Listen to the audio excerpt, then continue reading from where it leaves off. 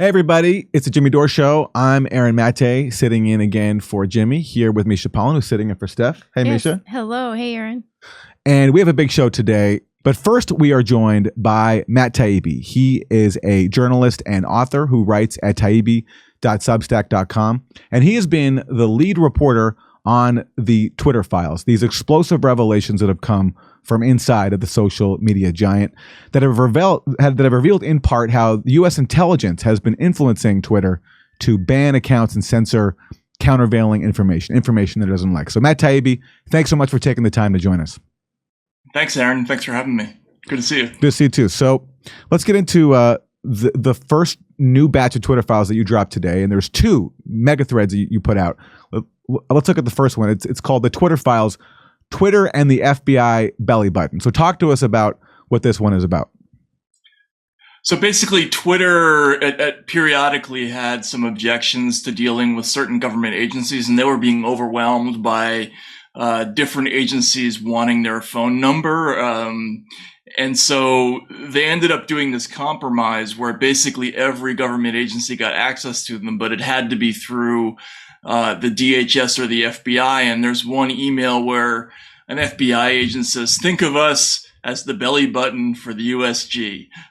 So basically, the FBI ends up being the conduit for the entire enforcement/intelligence mechanism of the United States government, which is all sending moderation requests to Twitter.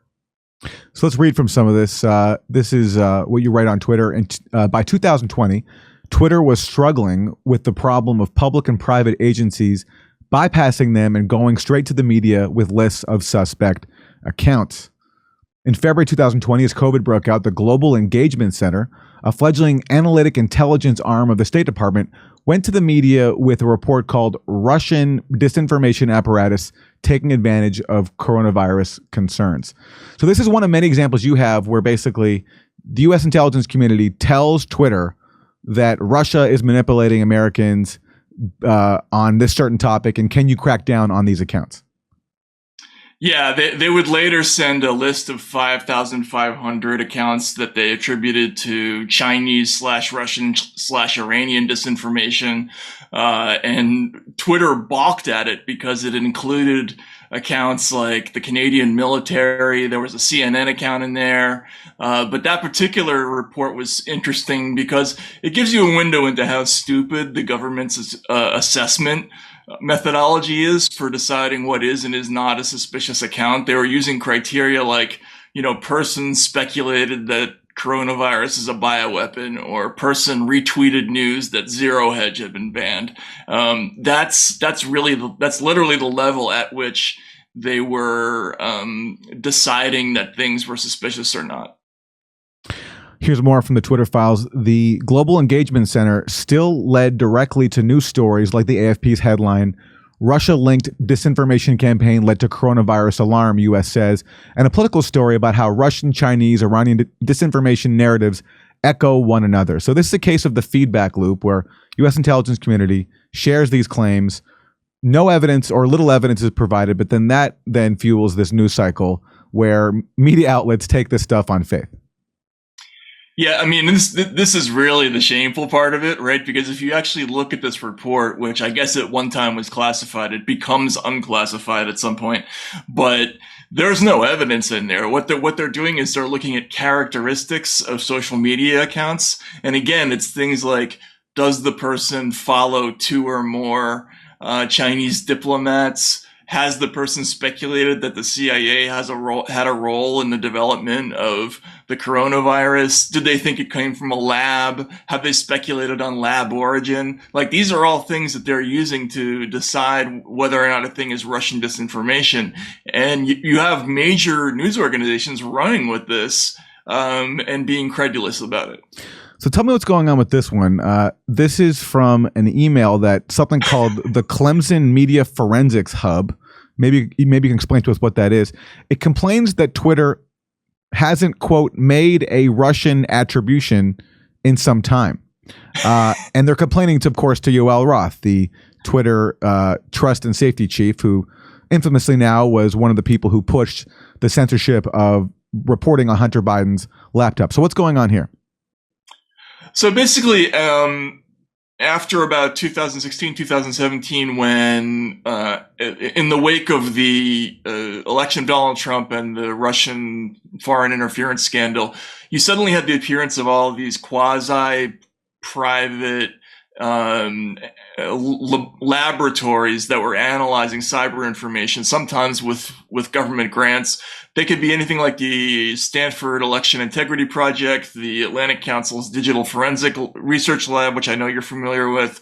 Clemson is just another one of them. There's a whole network of them, and you see them pouring requests into Twitter all the time to make moderation changes. But this was a particularly amusing email because they're saying, you haven't called something Russian disinformation in a while. What's up with that? And as if there was some kind of quota they're supposed to. I need a hit. Yeah, exactly. They needed a hit. And what's funny about this is that it's so craven that even Yoel Roth is like, this is very revelatory of their motives, which, you know, shows you how weak this stuff really is. What this speaks to is this cottage industry of former intelligence officials and academics making a lot of money in the Russiagate era by basically coming up with studies and quote unquote research, painting basically anything that challenges the establishment as the product of Russian or other foreign influence. And this is a new example. But here's another example of the role of the media here. So Yoel Roth writes back to one of these researchers and says, "We're happy to work directly with you on this instead of NBC." What's he talking about there? Because Twitter was constantly put in this position where some big brand, what they call them brand name academic, would run to a big news organization and say, look, we found all of these Russian or Chinese or Iranian disinformation agents on Twitter. And then they would write the story essentially and then ask Twitter for comment with 4 hours to go.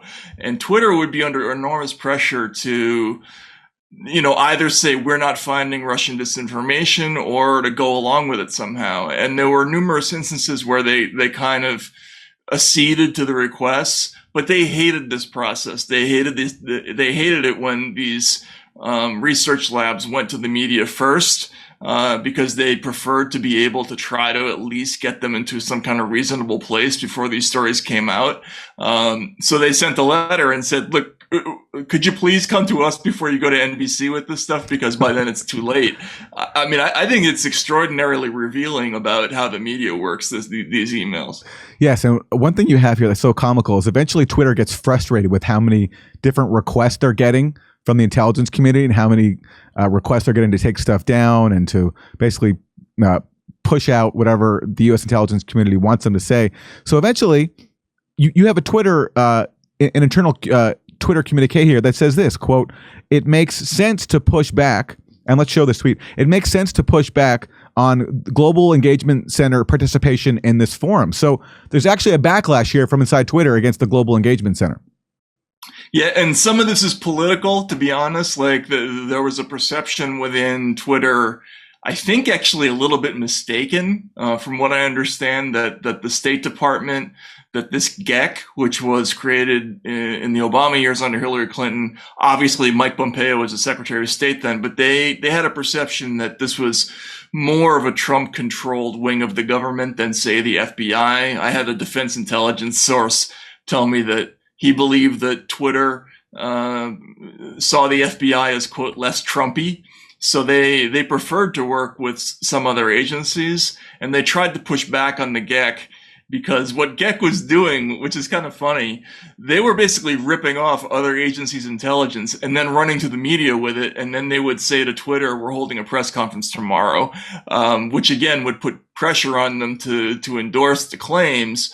But in this case, in one of these cases, the GEC basically took a DHS report and then announced a press conference the next day, and they were very mad about this. So all of the companies decided to push back. But in the end, it didn't work. The GEC still got access to them through the belly button, so to speak. Everybody, we're doing live stand-up comedy in Los Angeles in January and February in Los Angeles. And then we're going to Tempe, Palm Springs, Milwaukee, Minneapolis, Nashville. Go to jimmydore.com for a link for all those tickets and become a premium member while you're there.